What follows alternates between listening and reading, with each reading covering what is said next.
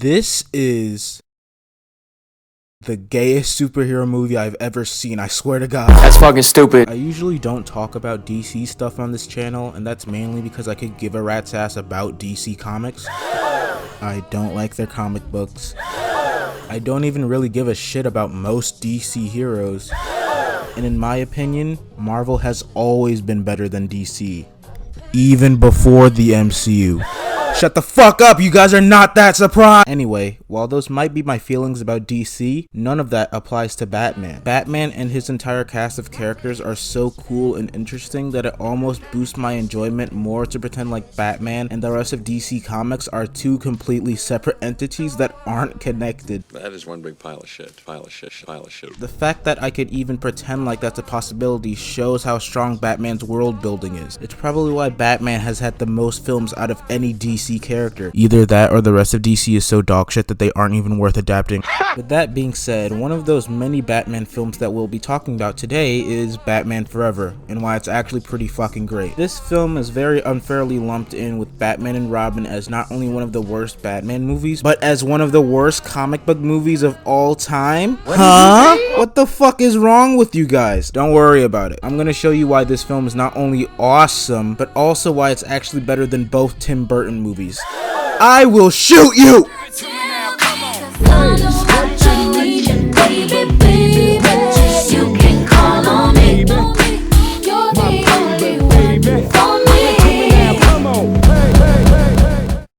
Batman Forever gets Batman, which is something that actually surprised me because 20th century superhero films are consistently directed by people who don't even fucking read comic books. I hate this fucking shit! Back then, people didn't take comic books or comic book characters seriously enough to adapt them properly. It's how we got shit like Steel. Maybe not.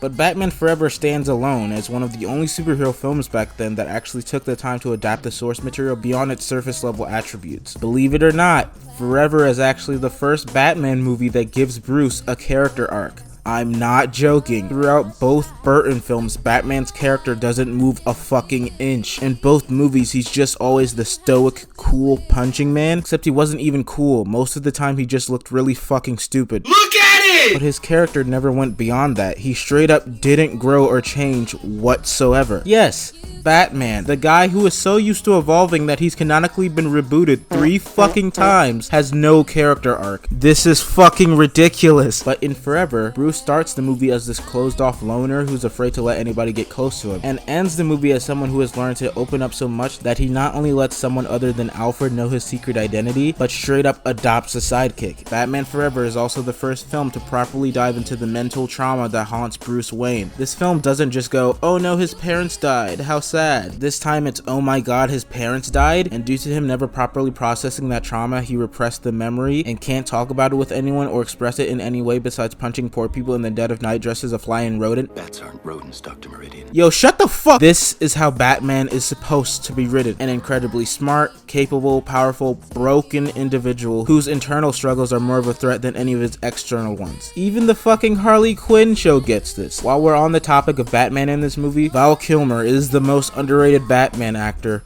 period. What did I tell you? What did I tell you? Now I know some of you will look at his stiff performance and be like, hey, this sucks. Well, what if I told you that his performance is actually perfect for what he's trying to do? Bullshit. Think about it. This Batman is deeply traumatized, and this whole movie is spent showing that he's not that great at opening up to people. So it makes sense that his mannerisms as Bruce Wayne are very calculated and manufactured. Like whenever he talks, you aren't getting to the real him. This film has the not so subtle theme of every character having two sides to them. I guess we're all two people. One daylight and the one we keep in shadow. And it is the most obvious with Bruce Wayne. Unlike other adaptations where it's very clear that Bruce Wayne is the mask and Batman is who he really is, Batman Forever proposes the idea that Bruce Wayne isn't really sure which identity is the real him. What are you doing? I don't know what I'm doing! You're going around in circles! Ah! Shit! Fuck me! Fuck me! Ha! Ha! Ha! Ha! Ha! Shit! What the fuck? I don't fucking know. But by the end, he learns that both.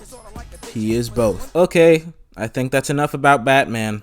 Let's talk about the homosexuals now. Jim Carrey as the Riddler is so good that it's basically cheating. Because when you put Jim Carrey in any movie, even if that movie sucks complete ass, he will remain the one variable that is consistently good.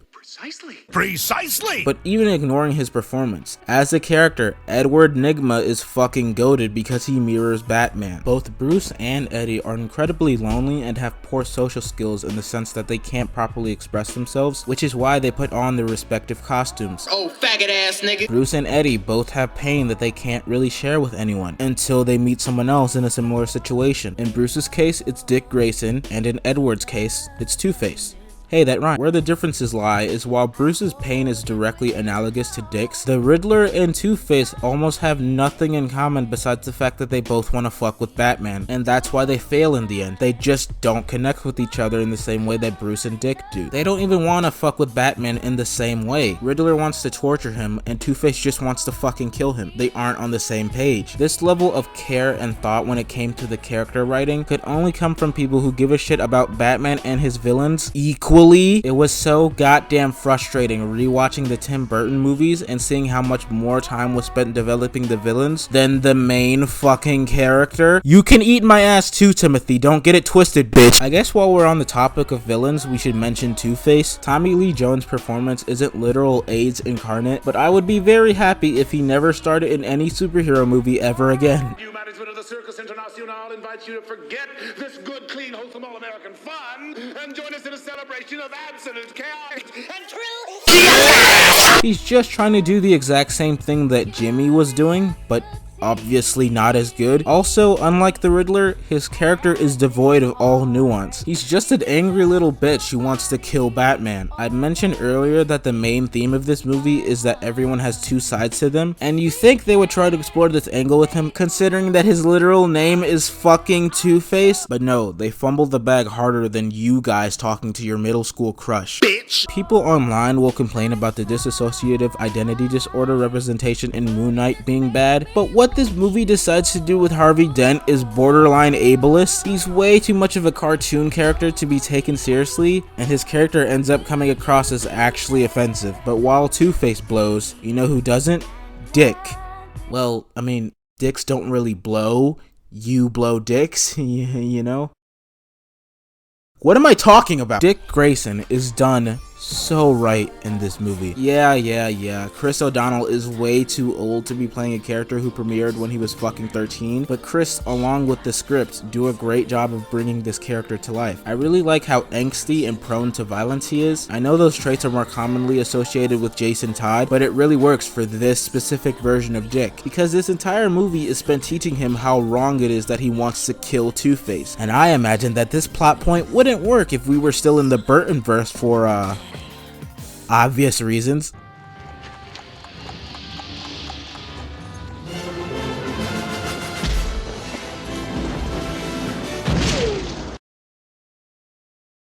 Batman doesn't kill. He's also another character in this movie whose journey mirrors that of Bruce. I really love this shot where Bruce and Dick are staring at each other after the death of the Flying Graysons. As an audience member, you know what Bruce is thinking in this moment. The shot in which the Graysons are laid out dead is even set up in the exact same way as the Waynes in the flashback, spotlight and all. This movie is so fucking good, dude. Robin's costume sucks though. Like, why the fuck is there an R on Robin's mask? Are you fucking kidding me? Are we serious? Is this a joke, Joel? But no, Robin is great and this movie is great. I love it. Nicole Kidman's character is fucking insane though. She is so fucking horny, I would not be surprised if she were a sex offender in another life, or a 4chan user. But hey, what's the difference? Her character acting the way she does is the most telltale sign that this movie was directed by a gay man. Oh, faggot ass nigga. The second most obvious sign is the filmmaking. Everything looks sick. Every set from the Batcave to the Riddler's apartment has so so much care put into how they look. These sets actually feel like they're an extension of the character design. Eddie's apartment is very cramped and messy and it looks like more of a hallway. Wayne Manor is impossibly spacious and larger than life. Two-Face's hideout is literally split in fucking two. Gotham City itself has these massive statues towering over it, and at night it's a neon nightmare. Even something as corporate as the offices of Wayne Enterprises has personality to them. Every single set matters, and it really gives this movie its own specific feel that I can't exactly describe. The costume design is a bit shakier, but I still commend the ambition, especially when it comes to Two-Face's henchmen who are clearly meant to be fucking gimps. Another thing about the filmmaking, the cinematography. The way this movie is shot